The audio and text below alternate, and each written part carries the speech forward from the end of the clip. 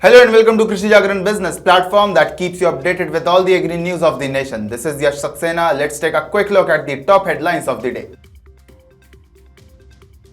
India marks 100th G20 meeting under its presidency. PM praises the success with a tweet.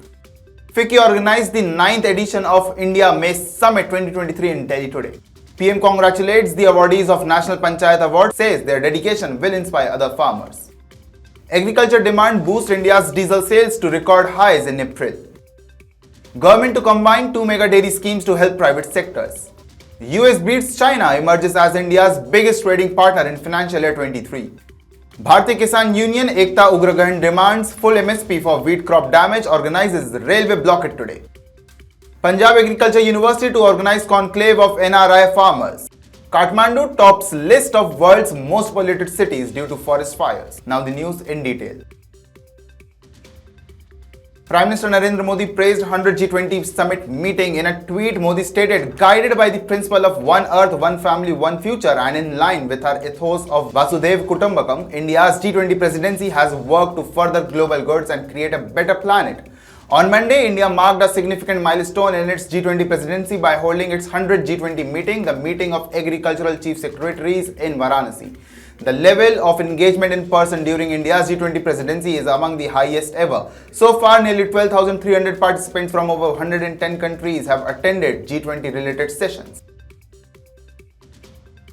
The 9th edition of the India Maize Summit 2023 Maize for India's Sustainable Agriculture Future, organized by FICCI, starts with a bang in New Delhi. This year, FICCI is organizing its famous Maize Summit in collaboration with Yes Bank as knowledge partner. The event was inaugurated by Abdul Sattar, Minister of Agriculture from Maharashtra, who was present at the event as the chief guest. Take a look what he has to say. हम हमारे किसान को आसानी से उसको कर्ज मिलना चाहिए, किसान को अच्छी तरह से खाद मिलना चाहिए, उसको अच्छा बीज मिलना चाहिए, उसकी उत्पन्न क्षमता जो है वो अच्छी होना चाहिए और उसका माल पकाने के बाद उसको मार्केटिंग भी मिलना चाहिए. Also, several agri top shots joined the event. Amongst them, Manoj Ahuja, Secretary from Ministry of Agriculture and Farmers Welfare, Sanjay Vupuluri, Head of Facade Segment at Yes Bank, Mr. Pravesh Sharma, Chairman at FICCI Task Force on FPOs and Director at Samunati, T.R. Keswan, Chairman at FICCI's National Agriculture Committee and Group President at TAFE Limited, and Anuja Kadian, Government and Industry Affairs Director of Asia Pacific at Corteva, with many others marked their presence. Take a look what Nikhil Toshniwal, Vice President at Dehat, has to say. Farmers can they can adopt to new age advisory services through the smartphones, through the WhatsApps and new other methods. Having a right advisory is very much important in India, where around 56% of the geography is under the threat of either climatic variations, pest attacks. This year, the discussion revolved around how maize will help India to boost ethanol production, what efforts could be made to strengthen maize supply chain in order to meet future demands. We have increase in the horticulture produce also. We have reached to the level of 342 million ton. So if I will bifurcate, then we will find for pulses we have reached to the level of 27 million ton. So this is a kind of progress which is taking place, and now we are not only self-sufficient to meet our own demand, but also we are exporting $50 billion we have earned through export of agriculture.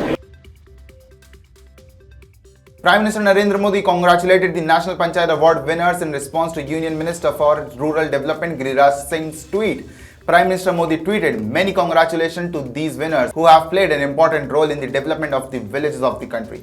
Your service and dedication is going to inspire the countrymen. For your information, President Draupadi Murmu inaugurated National Panchayat Awards and launched national incentivization in New Delhi yesterday. Speaking at the event, she said women should have the right to make decisions for themselves, for their families and for the welfare of society, and urged women to actively participate in the work of the Gram Panchayats. In India, diesel sales hiked sharply in the first half of the April as agricultural activity picked up as trucking rose to meet the industrial demand, preliminary industry data showed on Monday. The most consumed and demanded fuel in the country, that is diesel, accounts for about 2/5 of the demand, soared over 15% to 3.54 million tons in the first half of April when compared to a year ago. Month-on-month sales increased to 8.4% when compared to 3.19 million tons of diesel consumed in the first half of March, which had observed a seasonal slowdown. The government has decided to merge two dairy sector schemes, the Animal Husbandry Infrastructure Development Fund and the Dairy Processing and Infrastructure Development Fund, with the goal of allocating funds from the balance outlay to private sectors, dairy and meat processing units. The AHIDF was inaugurated in 2000 with 15,000 crore rupees budget, whereas the DIDF, which was implemented for 5 years till the last fiscal year, had its 10,000 crore rupees budget underutilized. Because more than half of the funds allotted under the two schemes have yet to be dispersed, we will merge the schemes subject to composite outlay cap of 25,000 crore rupees. There will be no additional funding requirements, a Department of Animal Husbandry dairying officials told the media. He also stated that the merger would result in implementation of synergy. The government hopes to increase private sector participation in the development of dairy and meat processing facilities through the merger of AHIDF and DIDF. Due to growing economic links between the two countries, the United States emerged as India's largest trading partner in 2022-23. As per the preliminary Commerce Ministry figures, bilateral trade between India and United States climbed by 7.65% to $128.55 billion in 2022-23. In contrast, India's two-way trade with China fell by around 1.5% in 2022-23. Experts anticipate that the trend of rising bilateral commerce with the United States would continue in the future years as New Delhi and Washington work to enhance their economic connections. According to A. Sakthival, President of Federation of Indian Export Organization, rising exports of items such as pharmaceuticals, engineering, gems and jewelry are assisting India in pushing its shipments to America. On Sunday, the Bharatiya Kisan Union Ekta Ugrahan announced that across Punjab on April 18, the farm activists blocked rail traffic for 4 hours from 12 noon to 4 p.m. Sukhdev Singh Kakori Kalan, State General Secretary of BKU Ekta Ugrahan, said that on April 18, the decision to protest and block rail traffic was taken in line with the decision of Qaumi Sanyukt Kisan Morcha to pressurize both the centre and state government to declare the crop destruction in Punjab due to rain and hailstorms as national disaster and release full minimum support price to farmers. Punjab Agriculture University is looking for non-resident Indian farmers located in various countries who have achieved great success in agriculture to promote technical innovation in agriculture and turn it into a profitable venture. They will be urged to tell their success stories and tell Punjab farmers how they may achieve large during 3-day NRI conference from May 10 to 12 at PAU Ludhiana. Successful NRI farmers will also be required to communicate with students so those pursuing various agriculture-based courses may discover that agriculture is one of the key vocations, even if they wish to reside abroad. The NRIs will meet with the makers of Punjab's agricultural policy and explain their nation's farm initiatives and policies too.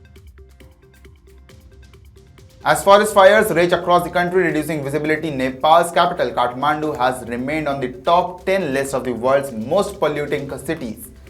According to IQ Air, an organization that measures real-time pollution in 101 cities across the world, Kathmandu ranked 1 on Sunday, with the air quality index breaking the 190 level. According to the US Embassy Air Quality Measurement Station in Fora Durbar, the AQI of Kathmandu exceeded 200, indicating that the air quality is harmful to breathe. As the AQI continues to fall, so does the visibility of the bowl-shaped capital.